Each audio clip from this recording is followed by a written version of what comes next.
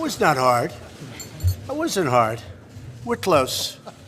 I think we're a lot closer than people understand, and we have to pull it through. So important. But we're in this room today to deliver on our promise to the American people to repeal Obamacare and to ensure that they have the health care that they need. We have no choice. We have to repeal and replace Obamacare. We can repeal it, but the best is repeal and replace, and let's get going. I intend to keep my promise, and I know you will too. Since 2013, Obamacare premiums have skyrocketed. In Alaska, they went up over 200% recently. We know that. In Arizona, they've been up 118%. And those states are good compared to some of the numbers that are coming out. Despite the promise that premiums would decrease by $2,500 on average, they've actually increased by almost $3,000, and even much more than that in some cases. It's crushing the middle class and the families of the middle class. It's frankly crushing our country. Obamacare was a big lie. You can keep your doctor, lie. You can keep your plan, lie. It was a lie directly from the president. You can keep your doctor, you can keep your plan. 28 times he said it. 28 times. And it was a lie, and he knew it was. And now it's hurting this country irreparably.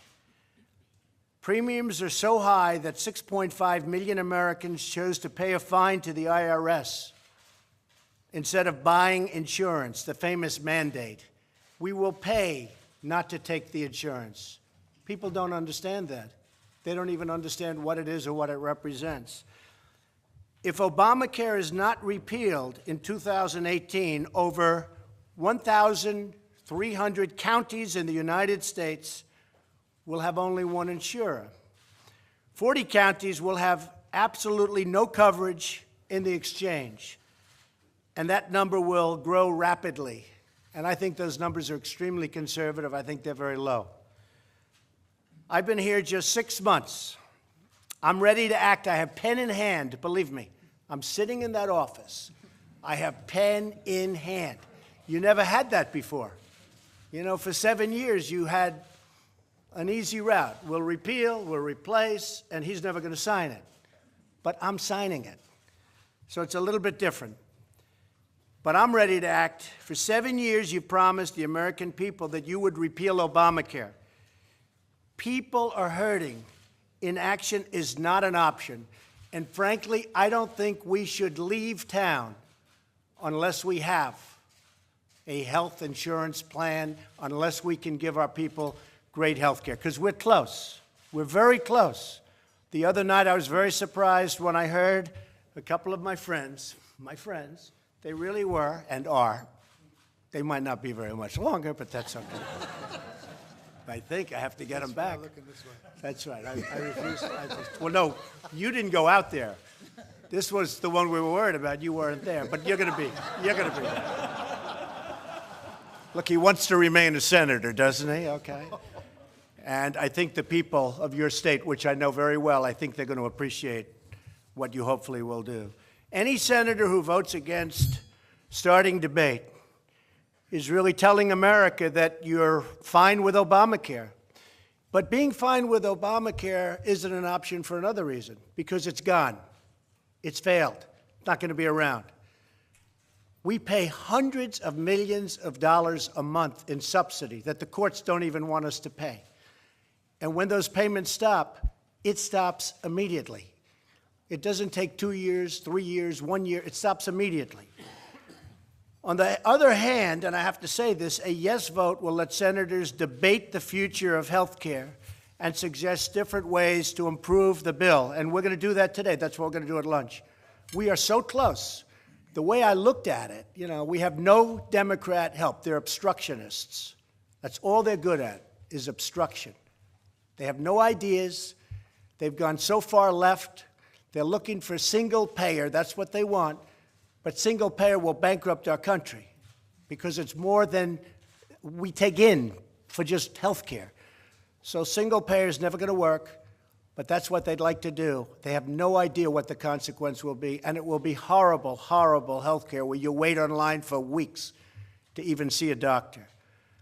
But we're going to expand tax-free health savings account, the HSAs, to increase health care coverage, getting Washington out of the way and giving more control and funding back to the states, stabilizing exchanges so that those pre-existing conditions are protected. You know, you listen to Schumer, and before he even knew what the plan said, he didn't see it. Most of the people in this room never saw it. And he was saying, death, everyone's going to die, death, death, death. That's the only thing they're good at.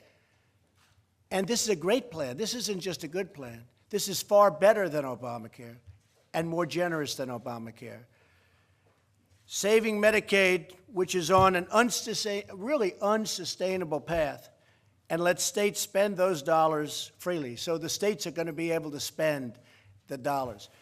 And as a smaller entity, the states will be able to take better care of a person with a bad back, with a bad prognosis, with a problem. I'd like the federal government to focus on the Middle East, to focus on North Korea, to focus on things where we have very big problems. The states can do a better job than the federal government when it comes to health care. And that's what we're letting you do. And we're committing $45 billion to help combat the opioid epidemic, and some states in particular like that. So my message today is really simple. We have to stay here. We shouldn't leave town. And we should hammer this out and get it done. And not just a repeal. Hey, it was sort of early on, along with a few of the other folks at the table. The repeal was fine. I was with. But we ought to get more than a. I think the people of this country need more than a repeal. They need a repeal and a replace. And we were very, very close. And then little things happened.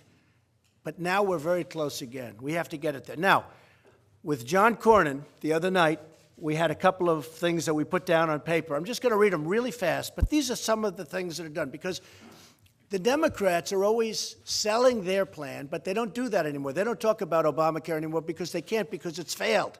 They know it. So they're selling their plan, and we never sell our plan. If we're weak on anything, it's on letting people know how good it was. So we wrote down these few things. Repeals the individual mandate. How big is that? Where people are paying not to have insurance. Nobody ever talks about that.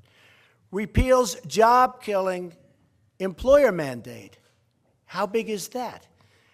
Will substantially lower premiums. And remember this, cross-country lines, cross-state lines, where you have where it's almost impossible for insurance companies to compete in different states. We can't because of, unfortunately, the 60 votes. Put that here, but it's going to come very soon. We're putting it in a popular bill, and that will come. And that will come, and your premiums will be down 60 and 70%. People don't know that. Nobody hears it. Nobody talks about it. But your premiums are going to. We're going to have the cross-state lines knocked out, and you'll have insurance companies bidding. You'll have forms of insurance that you don't even know about right now, because that's the way it works. There's going to be tremendous competition.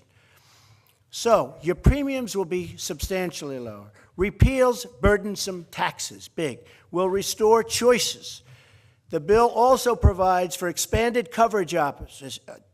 So you're going to have a tremendously expanded coverage and options. Will stabilize insurance markets. The markets right now, by the way, are gone. They're a mess. And depending on what happens here, depending on what happens over the next couple of weeks, the insurance companies are all fleeing. Will protect pre-existing condition coverage. You listen to the Democrats, they say, oh, they're giving up. You're going to have better pre-existing than they had in their plan. And you're going to be protected. Will allow the use of pre-tax dollars to pay premiums. Will expand the HSAs. Will devote substantial resources to fight opioid and other substance abuse. Will provide better coverage for low-income Americans. By the way, low-income Americans under our plan, and we're doing things at this meeting which I think you'll be very happy about, because we're going to spend some more money to make sure everybody is protected. We'll provide better coverage for low-income Americans. We'll improve medical outcomes for low-income Americans. Puts Medicaid on a sustainable path, which it's not on right now. Levels the playing field for states when it comes to federal dollars. Reforms major entitlements, now a principal driver of the $20 trillion debt that we have. And will redirect authority from Washington, D.C. to the states, which I've already said, where they can innovate and develop the best practices, and on a smaller basis, they'll be able to take care of people better. So we can repeal, but we should repeal and replace, and we shouldn't leave town until this is complete, until this bill is on my desk, and until we all go over to the Oval Office. I'll sign it, and we can celebrate for the American people. Thank you very much. Thank you. Thank you very much.